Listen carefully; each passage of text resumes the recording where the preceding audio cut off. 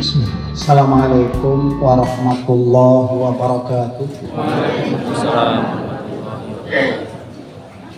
Innal hamdalillah nahmaduhu wa nasta'inuhu wa nastaghfiruh wa na'udzu billahi min syururi anfusina wa sayyiati a'malina. May yahdihillahu fala mudilla lahu wa may yudlil fala hadiya lahu. Ashhadu an la ilaha illallah wahdahu la syarika lah wa ashhadu anna Muhammadan abduhu wa rasuluh. Allahumma salli ala Muhammad wa ala alihi wa ashabihi wa man tabi'ahum bi ihsanin ila yaumiddin. Fa ya ayyuhal muslimun usikum wa iyaya nafsi bi taqwallah faqad fazal mu'minunal muttaqun. Bapak-bapak, ibu-ibu, jamaah pengajian Ahad pagi yang semoga senantiasa dirahmati Allah Subhanahu wa taala. Waktu-waktu kita, kesempatan-kesempatan kita untuk menambah amal, untuk menjadi bekal bagi kehidupan akhirat kita. Karena hakikatnya kita hidup ini adalah mencari bekal. Mencari bekal untuk apa? Untuk nanti perjalanan panjang kita kembali ke tempat asal kita. Tempat asal kita adalah mana, Pak? Tempat asal kita surga, al-jannah. Kenapa? Karena dulu ketika Allah menciptakan nenek moyang kita, Nabi Adam, itu ditempatkan di surga, Pak. Wa idh qulna ya uskun anta wa zaujukal jannah.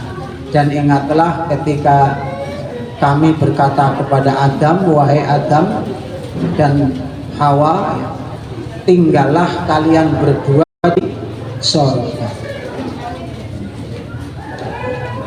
Tapi karena suatu hikmah yang besar, sehingga Nabi oleh Allah diturunkan di bumi. Wa qulna bitu ba'dukum li ba'din adu walakum fil ardi mustaqarru wa mata'un ila hin. Berarti asal usul manusia itu aslinya di surga. Sangkan paraning dumadi, asal usul kita itu aslinya adalah di surga. Maka nanti kita akan berjalan menuju surga. Nah, sebelum melangsungkan atau menjalani perjalanan panjang itu, kita disuruh singgah di dunia sebentar untuk mencari bekal yang berguna bagi perjalanan kita nanti menuju tempat asal usul kita. Jadi dunia ini adalah tempat mencari bekal. Jadi salah kalau orang mengatakan urip kur mampir ngombe, itu salah, Pak. Kalau urip kur mampir ngombe, akhirnya ya kur ngombe terus ya. Kur medang terus ya. Nah, tapi yang betul urip ini golek sangu. Maka alhamdulillah pagi ini kita menambah sangu kita ya, yang akan memudahkan langkah kita nanti perjalanan kita menuju surga. Sebagaimana Rasulullah sampaikan, man salaka thoriqon yaltamisu bihi ilman sahalallahu thoriqon ilal jannah. Barang siapa yang menempuh suatu jalan untuk mendapatkan ilmu, maka Allah akan mudahkan langkahnya, perjalanannya menuju surga. Kemudian sholawat dan salam semoga tercurah kepada junjungan kita Nabi Muhammad Sallallahu alaihi wa alihi wasallam, juga kepada para sahabat-sahabatnya, kepada ahli baitnya, dan kepada para penerus perjuangannya yang istiqomah sampai akhir zaman. Jamaah yang dirahmati Allah, pada pertemuan yang lalu kita sudah membahas tentang kelahiran Rasulullah dan bagaimana sebenarnya orang-orang ahli kitab. Ahli kitab itu apa, Bu? Ahli kitab itu orang Yahudi dan Nasrani. Sebab dalam Al-Quran orang kafir itu ada dua golongan, ya, ahli kitab dan musyrikin. Innalladzina kafaru min ahlil kitabi wal musyrikin. Sesungguhnya orang-orang kafir dari kalangan ahli kitab dan musyrikin. Jadi siapa itu ahli kitab? Yaitu orang Yahudi dan Nasrani. Maka kemarin sudah kita sampaikan, sebenarnya orang Yahudi dan Nasrani itu sudah sangat tahu sekali tentang Nabi Muhammad SAW. Mereka sudah dikatakan di dalam surat Al-Baqarah itu ya'rifunahu kama ya'rifuna abna'ahum. Mereka mengenal Nabi seperti mengenal anaknya sendiri. Jadi orang Yahudi itu mengenal Nabi Muhammad itu saking kenalnya gitu ya, saking tahunya sampai dikatakan Allah seperti orang mengenal anaknya sendiri. Kenapa kok mereka kenal? Karena Nabi Muhammad itu sudah tertulis di dalam kitab suci mereka, yaitu kitab Taurat dan Injil. Jadi dalam kitab Taurat dan Injil dulu, ya, itu ada tercantum tentang Nabi Muhammad, keterangan tentang Nabi Muhammad itu, bahwa Allah nanti di akhir zaman akan mengutus Nabi, ya, yang namanya Ahmad. Kalau dalam kitab Injil disebut Ahmad, bukan Muhammad tapi Ahmad. Ya sama, Rasulullah namanya kan juga Ahmad, ya. Dan juga disebutkan ciri-cirinya secara detail, ya. Sebagaimana disebutkan oleh Allah di dalam surat Al-A'raf ayat 157, ya. A'udzubillahi minasyaitonirrajim. Alladzina yattabi'una ar-rasulan nabiyyal ummiyya alladzi yajidunahu maktuban 'indahum fit Taurati wal Injil, dan seterusnya. Ayatnya panjang ini, ya. Dan orang-orang yang mengikuti Rasul yang Nabi yang ummi, yang mereka dapati, mereka jumpai tertulis, ya, di sisi mereka di dalam Taurat dan Injil. Jadi tentang Nabi Muhammad keterangannya secara jelas sudah tertulis dalam kitab Taurat dan Injil, sehingga mereka tahu betul. Dan kemarin sudah saya sampaikan, ketika Rasulullah lahir, mereka tahu dari tanda-tanda alam bahwa ini Nabi terakhir yang dijanjikan Allah itu sudah lahir. Mereka tahu. Kenapa? Karena tanda-tanda kelahirannya juga diterangkan dengan jelas, ya. Sehingga sejak saat itu mereka mencari-cari. Mereka sudah tahu bahwa Nabi terakhir sudah lahir, tapi mereka belum tahu di mana tempatnya dan siapa, gitu, ya. Maka mereka sejak saat itu semakin giat, semakin intensif dalam mencari keberadaan Nabi Muhammad, ya. Dan ternyata dari informasi-informasi yang berkembang, orang Yahudi sangat kecewa karena setelah tahu bahwa ternyata Nabi yang mereka tunggu-tunggu itu bukan dari sukunya atau bukan dari bangsanya. Mereka kecewa sekali. Jebule nabi ini bukan dari, sehingga nantinya ketika Rasulullah sudah jadi nabi, walaupun sebenarnya mereka sudah tahu yakin itu nabi, tapi mereka tidak mau mengaku karena rasa sombong, rasa ego yang sangat kuat sekali. Ini orang Yahudi dan Nasrani.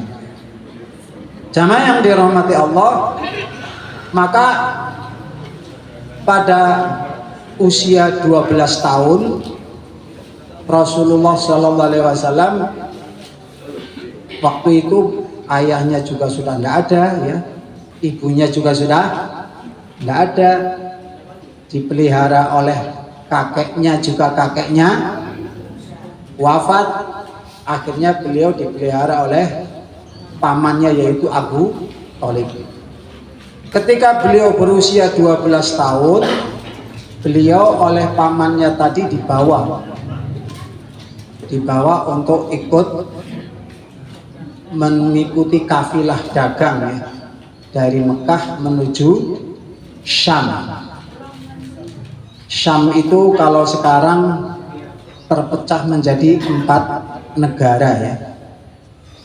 Palestina, Syria, Lebanon, dan satunya apa ya? Lebanon, Yordan, ya. Yordan, Lebanon, Palestina, dan Syria itu dulu namanya wilayah Syam. Jauh sekali, ya, dari Mekah. Tapi usia 12 tahun Rasulullah sudah diajak itu. Luar biasa. 12 tahun itu kalau sekarang kelas berapa itu? Kelas 6 SD, ya. Subhan, kelas 6 SD dibawa berjalan ratusan kilometer. Mungkin sampai sekitar 700 kilometer itu jaraknya, ya, dari Mekah ke Syam. Berjalan mendekati masuk ke perbatasan wilayah Syam. Di situ ada seorang pendeta atau rahib yang karena dia rajin baca kitab, akhirnya dia tahu tentang keberadaan Rasulullah, dan dia tahu bahwa dari informasi yang berkembang, nabi terakhir itu berasal dari Mekah, sesuai dengan sifat-sifat yang tertulis dalam kitab itu. Maka setiap ada rombongan dari Mekah, pendeta ini selalu bertanya, apakah betul di tengah kalian ada orang yang ngaku, yang punya sifat-sifat seperti ini, anak yang sifat-sifatnya seperti ini. Setiap rombongan selalu suatu ketika dia sedang duduk di sinagog itu tempat kanisah itu tempat ibadah orang Nasrani, ya. Berarti apa kalau sekarang gereja, ya. Ketika dia sedang duduk di gerejanya, dari kejauhan ada rombongan kafilah dagang. Tapi aneh, yang dilihat oleh pendeta namanya pendeta Bahiro, ya. Itu herannya apa? Di atas rombongan kafilah dagang itu ada dinaungi oleh awan, tapi awannya cuma menaungi rombongan itu toh, sedikit awannya, ya. Maka pendeta Bahiro, wah, ini ada tanda-tanda istimewa ini. Maka ketika rombongan itu sampai di situ, diminta atau dipersilahkan untuk singgah di situ. Singgah, kemudian cerita-cerita, ngobrol-ngobrol. Akhirnya pendeta Bahiro menemukan di antara rombongan itu ada anak usia 12 tahun dan diperhatikan, ya.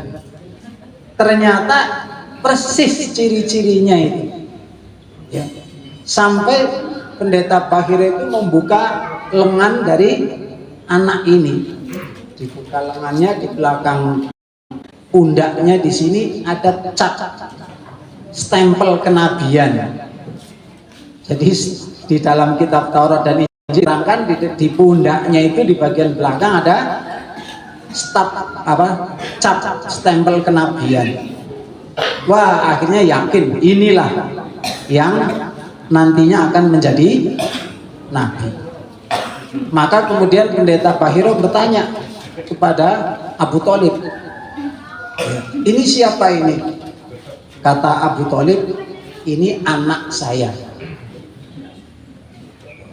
Maka pendeta Bahiro mengatakan, oh enggak mungkin, ini mesti bukan anak Anda. Orang baru tanya, dijawab kok malah membantah. Dijawab, ditanya, ini anak siapa? Dijawab, ini anak saya, malah, oh enggak mungkin, ini bukan anakmu pasti. Enggak, ini anak saya. Enggak mungkin ini anak bapak, enggak mungkin. Kenapa kok Anda membantah? Ya, karena saya yakin ini anak ini nanti kalau sudah besar akan jadi nabi. Ya. Sifat-sifatnya pas betul. Dan di dalam kitab Taurat Injil ditulis bahwa nabi terakhir itu anak ini ya, itu sejak lahir sudah tidak punya bapak. Maka kalau jenengan bilang ini anak bapak, tidak mungkin, pasti ini bukan anak bapak. Akhirnya Abu Thalib ngaku, ya betul, ini ponakan saya. Iya. Subhanallah, luar biasa ya. Akhirnya pendeta Bahiro menyarankan Pak Abu Thalib, ini saya sarankan ya, jangan dibawa ke kota. Ya. Kenapa? Karena orang Yahudi itu tahu bahwa ternyata nabi terakhir yang sudah lahir itu bukan dari golongannya. Nanti kalau ketahuan orang Yahudi, anak ini pasti dibunuhnya. Karena memang kebiasaan orang Yahudi itu suka membunuh nabi. Iya. Kan dalam Al-Quran dikatakan ya, wayak dalika bi annahum kafaru bima wayak tulunan nabiyya bi ghairil hak, bahwa kebiasaan orang Yahudi itu membunuh nabi kalau ajaran nabinya itu tidak sesuai dengan keinginannya. Jadi kalau ajaran nabinya nggak sesuai dengan keinginannya, nabinya dibunuh. Itu dari dulu sudah seperti itu. Termasuk ada nabi namanya Nabi Zakaria, itu juga dibunuh oleh umatnya sendiri. Ya. Nah, maka saran dari pendeta Bahiro, ini anak ini jangan dibawa ke kota, ke negeri Sam. Di sana banyak orang Yahudi, kalau sampai ketahuan nanti bisa dibunuh. Akhirnya beliau pun dititipkan rombongan yang mau pulang ke Mekah. Ya. Nah, maka dari peristiwa ini benar ya bahwa orang Yahudi, orang Nasrani itu betul-betul sangat mengenal ya.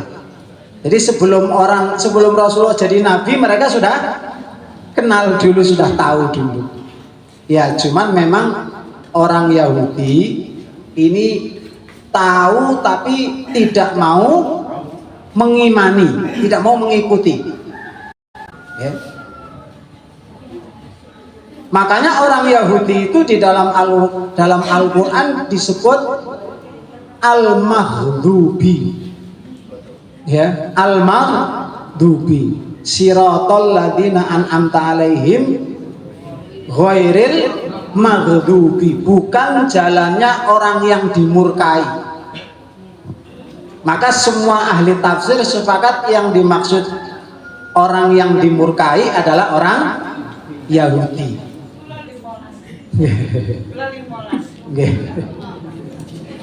Jadi kenapa kok orang Yahudi oleh Allah digelari atau disebut sebagai orang yang dimurkai?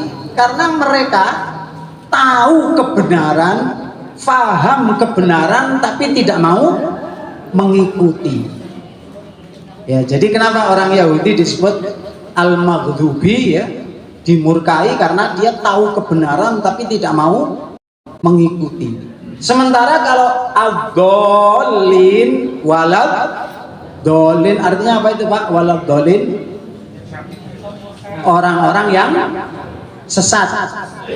Semua ahli tafsir sepakat yang dimaksud yang sesat itu adalah Nasoro atau Nasrani. Jadi kalau yang dimurkai itu Yahudi. Kenapa dimurkai? Tahu kebenaran tapi tidak mau mengikuti. Ngerti ini benar, tidak mau mengikuti.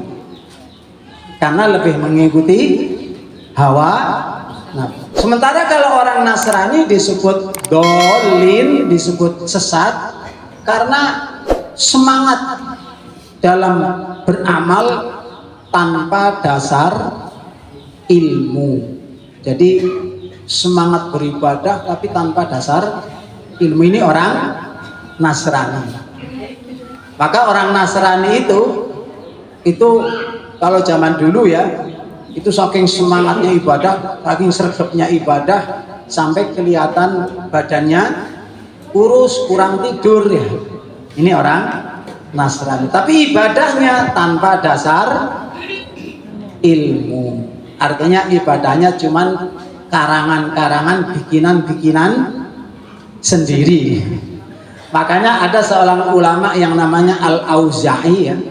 Imam Al-Auza'i ini orang golongan tabi'in. Beliau mengatakan kalau ada di antara umat Nabi Muhammad, umat Islam ini ya, yang dia pinter, ilmunya mendalam tapi ternyata tidak mau mengikuti ilmunya, menyelisihi perbuatannya, menyelisihi ilmunya, maka dia menyerupai orang Yahudi. Jadi kalau ada orang Islam pinter, ilmunya mendalam, ning amale belgedes, amalnya kosong, bahkan sering perbuatannya bertentangan dengan ilmunya, maka kata Imam Al-Auza'i dia menyerupai orang Yahudi. Ada ndak orang seperti itu Pak di kalangan umat Islam? Enten apa mboten? Nek ngomong pintere luar biasa dalil ya. Wah, Al-Qur'an apal, hadis apal, ning perbuatannya belgedes. Maka orang seperti itu namanya apa? Kata Imam Al-Auza'i menyerupai apa? Orang Yahudi. Sementara kalau ada orang Islam, kata Imam Al-Auza'i, yang ibadahnya mempeng, sergap, tapi tanpa dasar ilmu ya. Ibadahnya cuma karangan-karangan, kreasi yang tidak diajarkan oleh Rasulullah ya.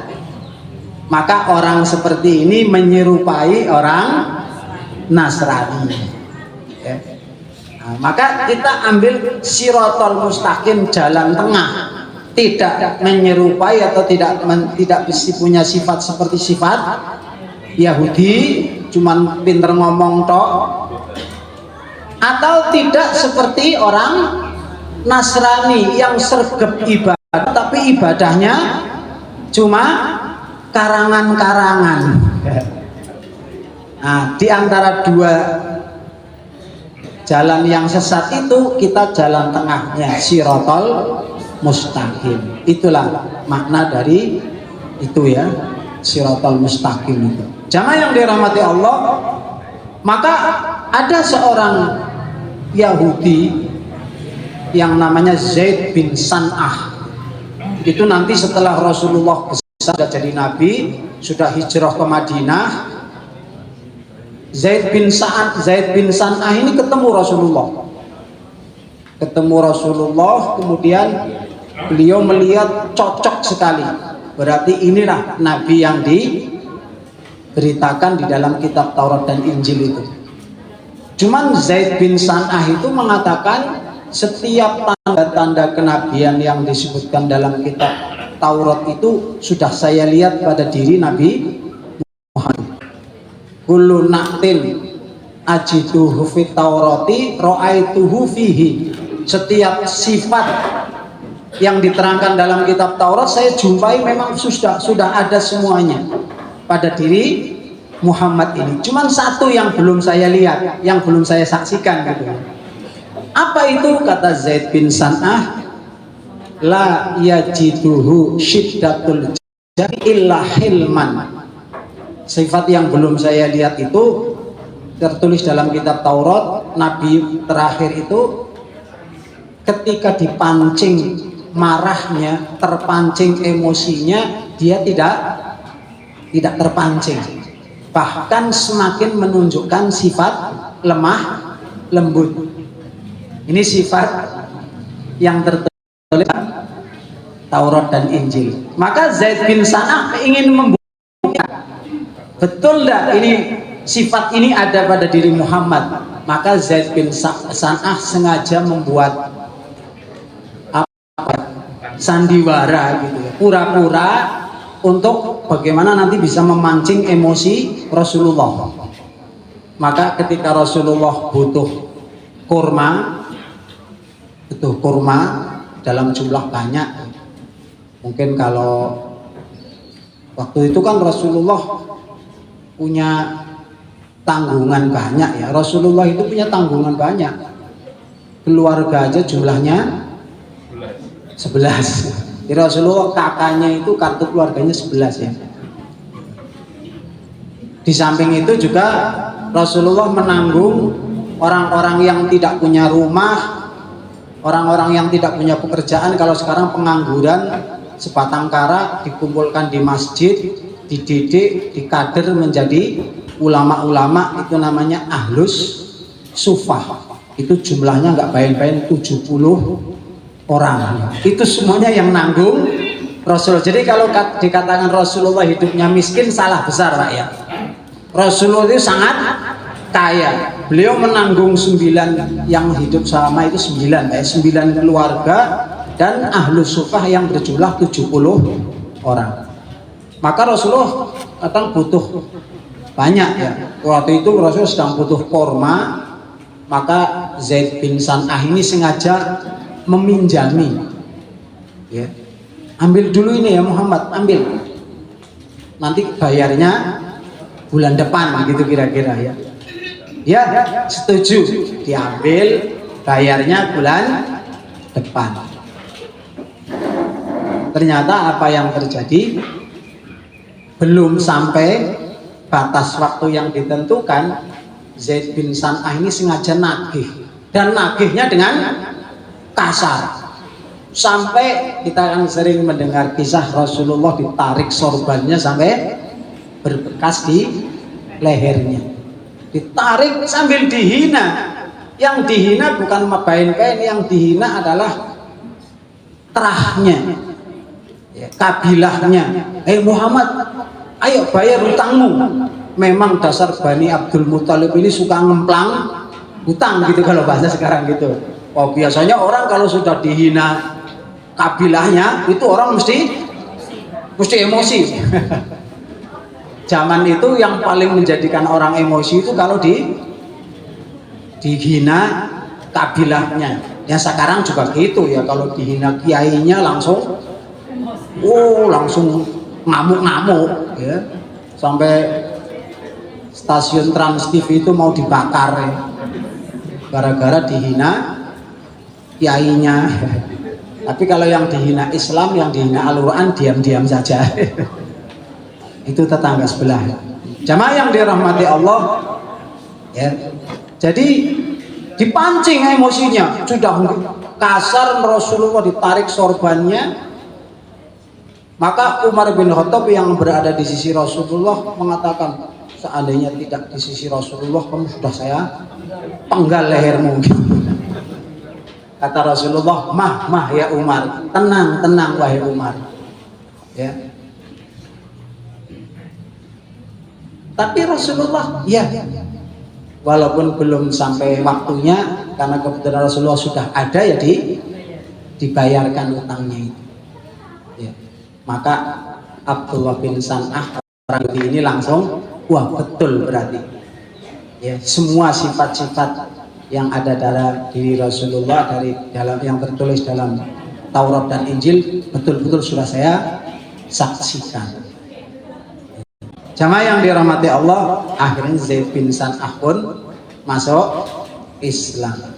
Dan memang orang Yahudi yang masuk Islam itu sangat sedikit sekali.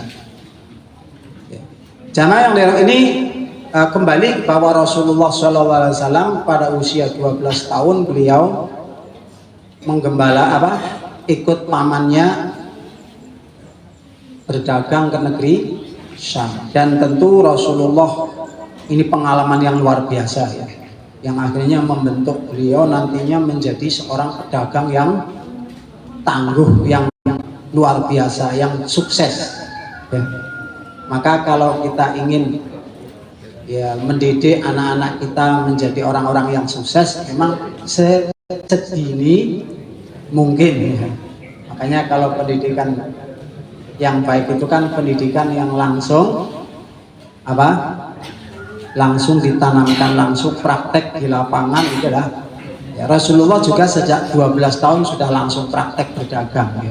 Kemudian di samping itu Rasulullah juga sehari-harinya menggembala kambing ya, menggembala kambing. Dan itu diceritakan oleh Rasulullah mengatakan ya, kullun nabi ba'athahullah illa ra'yul ghanam. Setiap nabi yang diutus oleh Allah semuanya pernah menggembala kambing. Wa ini dan aku kuntu ra'yal ghanam li ahli Makkah, dan saya pernah menggembala kambing milik orang Mekah. Kenapa kok Rasulullah menceritakan ini? Ini sebagai bentuk tawadhu Rasulullah. Ya, beliau pernah memelihara menggembala kambing, diceritakan kepada sahabat-sahabatnya. Jamaah yang dirahmati Allah, jadi ini kehidupan Rasulullah di masa remajanya ya, beliau. Dan itu bukan yang pertama, itu yang pertama. Setelah itu Rasulullah sering berkali-kali diajak berdagang, sehingga di usia yang 25 menjelang pernikahannya dengan Khadijah, Rasulullah sudah dikenal sebagai seorang pedagang yang luar biasa, bisnismen yang sangat sukses ya. Sehingga Khadijah tertarik ya, karena Khadijah itu juga dagangannya sering diamanahkan kepada Rasulullah ya. Rasulullah sering membawa dagangan Khadijah ke negeri Syam, ke Yaman ya, ke Bahrain ya. Dari setiap perjalanannya Rasulullah SAW senantiasa menghasilkan keuntungan yang besar, berbeda dengan yang lain-lainnya ya. Keuntungan dagang yang dibawa oleh Rasulullah selalu lebih besar daripada yang dibawa oleh orang lain yang mengambil atau yang berbisnis dengan yang menjadi mitra bisnis dari Khadijah ini. Sehingga Khadijah pun ya tertarik dengan akhlak dan budi pekerti Rasulullah ya.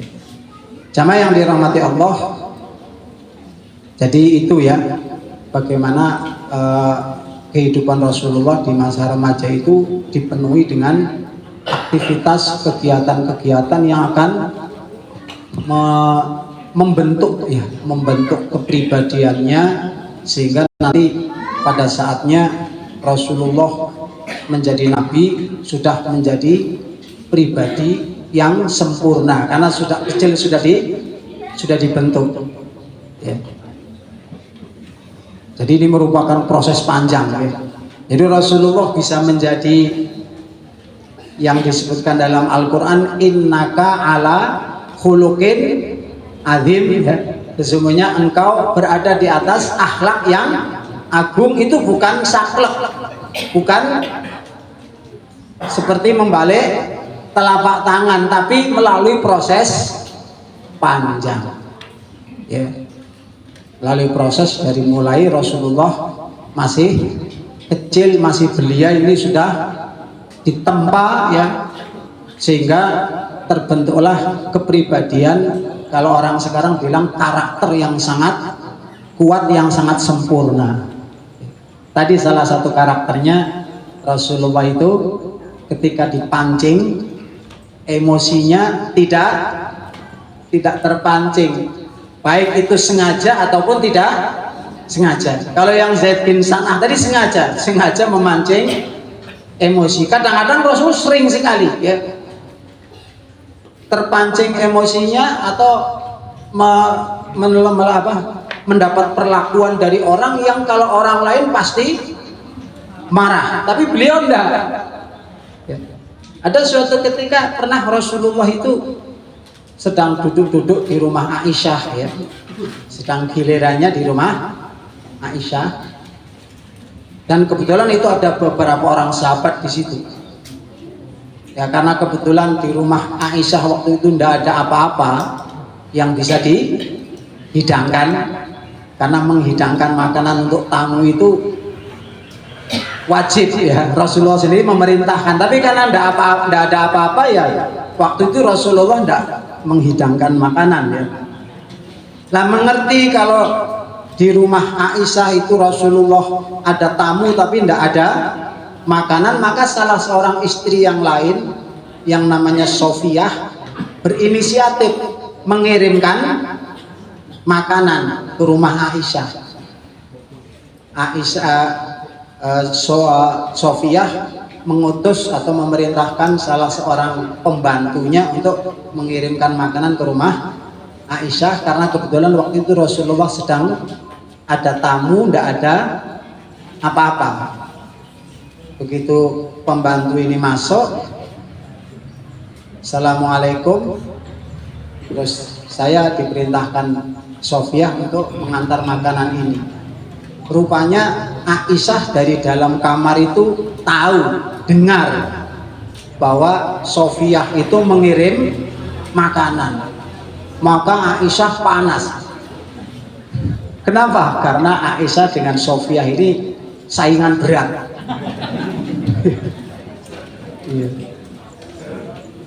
Bahkan kan pernah terjadi ya di hadapan Rasulullah, Aisyah melumuri Sofiyah dengan tepung saking emosinya, saking gemesnya.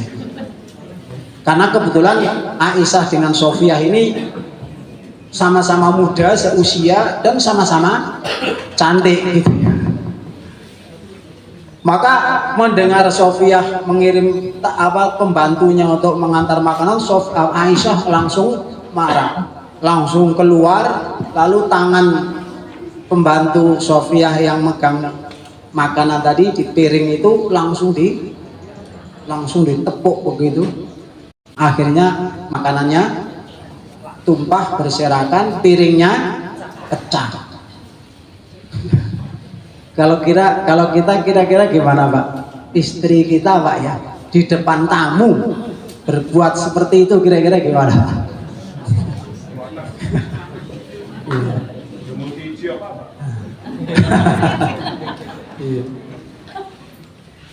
Tapi ternyata Rasulullah tenang saja, wajahnya nggak berubah sama sekali. Beliau cuman makanan yang berserak itu diambil terus dihidangkan kepada tamunya. Rasulullah cuman bilang kepada tamunya, gharat ummuki, ibu kalian sedang cemburu. Ibu kalian sedang cemburu. Sambil senyum-senyum Rasulullah itu. Setelah itu Rasulullah masuk mengambil piring untuk ganti piring yang pecah tadi. Pembantunya suruh pulang. Ini luar biasa Pak ya. Maka bapak-bapak kalau belum bisa seperti Rasulullah jangan berani-berani Pak. Nah, kalau belum karakternya atau kesabarannya ya, ketenangannya belum seperti Rasulullah, jangan berani-berani nambah, karena bahaya ya. Nah, kalau Rasulullah tenang ya. Jamaah yang dirahmati Allah, jadi itu sirah nabawiyah kehidupan Rasulullah ketika masih muda, seperti itulah keadaannya. terus setiap hari dipenuhi dengan aktivitas-aktivitas, ya, kegiatan-kegiatan yang nantinya membentuk kepribadian yang sempurna. Jadi bukan mudah ya, melalui proses panjang terbentuknya kepribadian Rasulullah yang agung itu. Demikian mungkin yang bisa saya sampaikan. Kita manfaatkan waktu sisa ini 10 menit.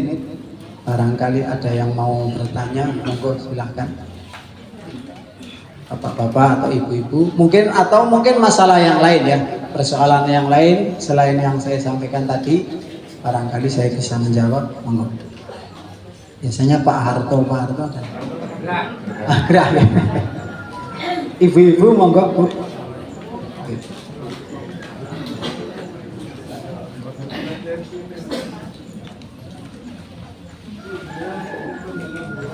Kalau tidak ada mungkin dirasa cukup gitu. Sedikit tapi bermanfaat. Demikian mungkin yang bisa saya sampaikan.